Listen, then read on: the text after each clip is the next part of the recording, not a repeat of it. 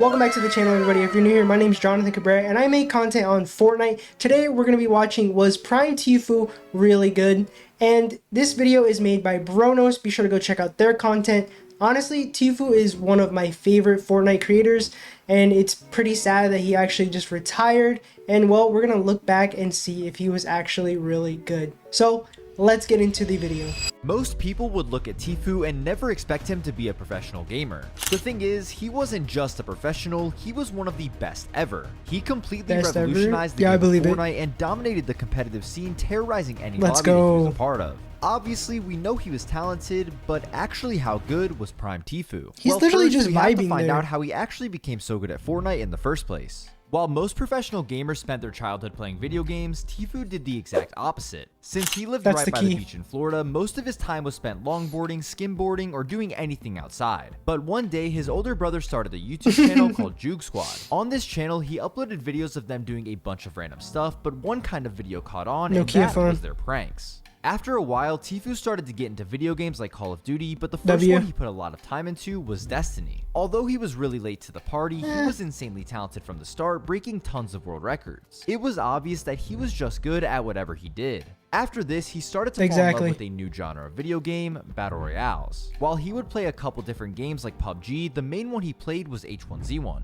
And once again, everybody's beginning H1Z1. Consistently break records, and this was the first game he actually went pro in. He made $5,000 in the 2 tournaments he competed in. You can go pro in H1Z1? H1Z1 and its competitive scene quickly disappeared due to bad decisions from the developers. But luckily, this all unfolded at the perfect time for the release of a new Battle Royale, Fortnite. With previous experience in Battle Royale games, this was the best case scenario for him. He started streaming Fortnite very early on, and since he already had some viewership from H1Z1, this helped kickstart his career. Back in the early days of Fortnite, the easiest way to blow up was to just be good at the game. If you were talented, people were going to find you eventually, and it was only a matter of time before more and more viewers tuned in. And on April 2nd, 2018, something happened that changed the trajectory of his career and his life forever. It was just another day playing solos on stream when he got into a game with Ninja. At the time, Ninja was the undisputed GOAT of Fortnite, and he was averaging almost 100,000 viewers. Because of this, eliminating him meant everybody would know your name. And that is when this iconic 1v1 went down. Here we go, here we go.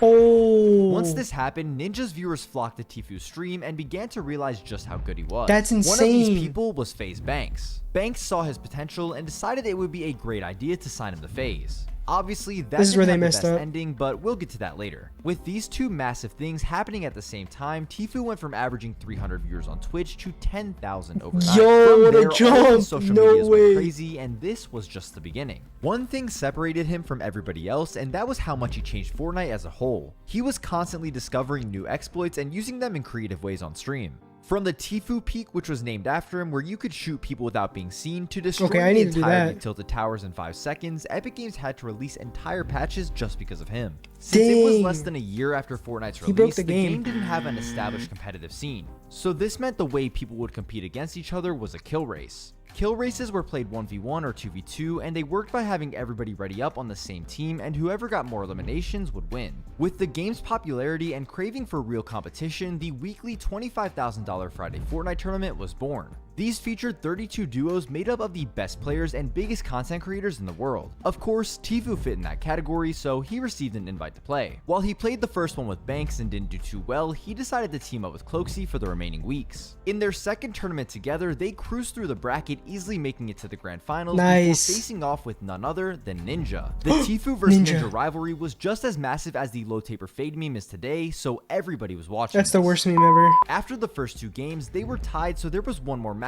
to decide the winner. In the end, Tfue and Cloakzy went on to win, and this was just the beginning of their dominant run as a duo. After this, it was surprising to see him with any less than 30,000 viewers on Twitch, and his YouTube hit 1 million subscribers. By the way, 99% of my viewers are not subscribed, so please sub if you see this. They won 4 of the last 8 Friday Fortnite tournaments, and by this time, the competitive Fortnite scene was starting to develop. But right as this happened, Tfue randomly got banned. At first, nobody knew the real reason for this, so most people assumed he was cheating. It turned out that was not the case. He actually bought an account so he could have OG skins, which was against Epic Games' terms of service. This could have been the end of his entire career, but luckily he wasn't technically banned. I didn't know that. If an account is found to be purchased, instead of being banned, it just gets deactivated. This means that he was able to make a new account and continue playing and competing in tournaments. Thankfully, this did not keep him from getting invited to the future competitions. The first real tournaments as we know today were hosted during the summer skirmish starting in July of 2018. The prize pools for these were absolutely ridiculous, with $1 million being given out. $1 million? Tfue performed decently in these, but definitely not up to his standards. Okay. At the end of the summer skirmish competitions, there was a solo LAN event hosted at PAX West. Solos was his specialty, so most people expected him to win this. And when it came to his heat, he did not disappoint. That's exactly what he's going to do. He doesn't want to take too much fall damage. He's going to push the zone. He's in the bottom fighting now. Tfue gets another one. That's 5 elims. All right. Two left.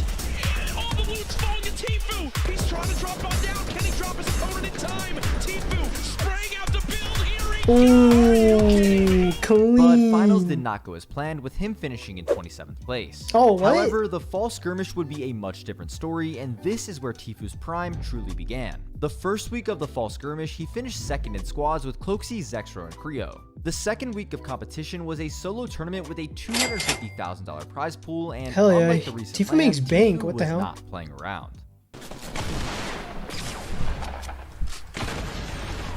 Insane. Honestly, I wish I got hit a little bit more than that game, dude. That was too easy. Oh, Damn. so Tfue all the way at the top, Tfue. coming out with 14 points. So you're right, man. He maintains his point lead. There was another solo tournament 2 weeks after he won this one, and once again, he picked up the win. This time, it was by an even bigger margin, and it was basically agreed upon that he was the best player in the game, and by far. This was also before he completed his greatest career accomplishment. While he had been dominating in solos, team game modes were not going as well. Okay. Thankfully, him and Cloakzy had one more chance to show up at the fall skirmish LAN at TwitchCon. This tournament had a $2 million prize pool, and 200 million. duos showed up to compete for it. Tfue and Cloakzy won their heat and qualified for finals, once again being the favorites to win. Okay. The duo had no plans of letting down everyone who believed in them. Can't use his heals. Cloakzy ticking on down. Just 20 health remaining. Gets Nice. one. Who wound up winning it? Cloakzy's down on the low ground as well, I believe. They got it. They did. Oh, they won. We didn't even see it. Are you kidding me? The last second push out into the storm may have changed things. It's Tfue and Cloakzy! I've seen this one, I think. It's insane. Yo, Between the nerds. 2 solo tournaments he won and the LAN, Tfue made $350,000. That's it right there. This was the most earnings out of any player by far, and he was truly in a different league. The next big event was the Secret Skirmish. The duo tournament on day 1 was played with completely randomized teams, and Tfue was matched up with Demo. Even with no experience together, Tfue was good no matter who he played with. They ended in 3rd place, and the next day Tfue finished in 7th during the solo tournament. He made it Damn. pretty clear that if there was a tournament, he would be at the top of the leaderboard no matter what happened. In Fortnite, it is really hard to win tournaments consistently because of the amount of luck involved, but being able to always perform regardless of circumstance I was feel pretty that. impressive. The only player even close to him at the time was Bizzle. Bizzle won the solo Bizzle. tournament at Secret Skirmish, but if you put their overall placements side by side, Tfue cleared him with ease. Shortly after this was the beginning of the $30 million Fortnite World Cup. What this in the was world? the biggest open competition in esports history. Yo, and they just he keep was going not going up. to miss out. At this point, he was still in his prime and more motivated than ever, so he was putting in countless hours streaming every single day. The first 2 qualifiers did not go his way, but week 3 was a different story. After having only 4 points in the first hour, he decided to go on an absolute tear for the last 2 hours. He won 2 of his next 4 games and only needed one more decent one to secure a spot for the finals in New York. And that's when he did this. Nice. Easy dub. Dude, you did it. Congrats. You think I did it? You What if somebody pops off, It's dude? done. No, it Yeah, doesn't matter. It's top not. You're 6, yo. You've locked it in. You're 100% qualified. You think You're so? gone. I'm scared. I'm nervous.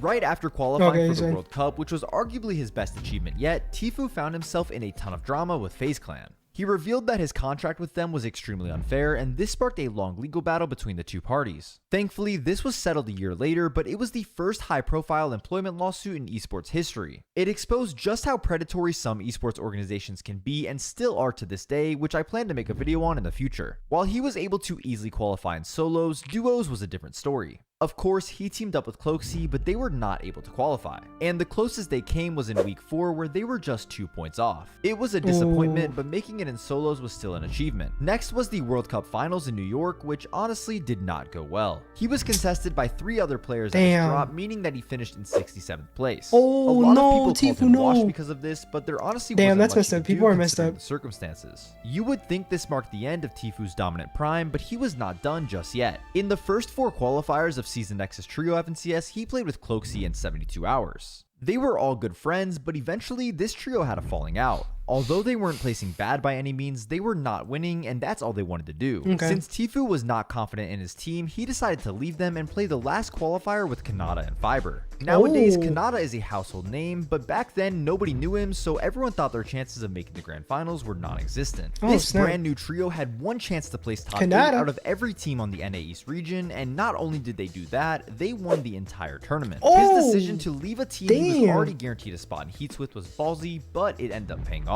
However, this is where Tfue's competitive career started to go downhill. He finished 22nd in this grand finals, then 7th in squad FNCS right after that. It was obvious to his fans that he was starting to fall behind as the younger player base was getting better and better at the game. His drive to compete was also not the same as it used to be. This is mainly because the prize pools were much lower than before and the fact that he'd already accomplished almost everything he could. The last FNCS he truly took serious was Chapter 2 Season 2, where he duoed with Scoped. To be completely honest, they were a really good duo and had a great chance to win the FNCS. But sadly, there was one thing holding them back from this, and that was their ego. They landed at the Grotto this season, which had Brutus's minigun. It was extremely overpowered, so obviously another good team was going to test them, and that team was Chap and AV. Both duos spent the entire season trying to make the other team leave the drop spot, but nobody ever did. The grand finals ended up being a complete grief fest, and both teams placed pretty bad because of it. I honestly think if Tfue and Scope landed somewhere uncontested, they probably could have won this tournament. After wasting the entire season, he fell out of love with Fortnite, started streaming way less, and stopped competing altogether. While he did come back to play the occasional build tournament and zero builds, he never took Fortnite seriously ever again. Now that we've summed up his career, I guess it's time to answer the question, how good was Prime Tfue? And it's pretty simple, he was the best player in the game. Like I said, from the beginning of 2018 to the middle of 2019, nobody came close to him. He had the most earnings, most consistent placements, and completely revolutionized the game as we know it. He was just on another level. Nowadays, Tfue is enjoying life, uploading the occasional vlog, and streaming games on Kick here and there. I think if he wasn't so successful when it came to content creation, there's a good chance that he would have been the greatest Fortnite player of all time. But making so much money changed his priorities and ruined his drive to compete. Epic Games was also making terrible decisions, especially with the competitive scene. And I won't even talk about how broken aim assist was back then. Regardless, he is one of the best players the game has ever seen. Let me know if you think anyone was better than him during his prime. I want to make more videos like this, so let me know who you want to see next in the comments. Also, check out the video on your screen right now and subscribe so I can hit 100K. Dang, that was a really good video. I mean, Tfue's definitely one of my favorites, and if you would have seen him like play recently, he's still really good. It's insane. He just picks it up like nothing. If you enjoyed this video, be sure to leave a like and subscribe, and let me know what video you want me to react to next. Thank you so much for watching, and I'll see you in the next one. Peace.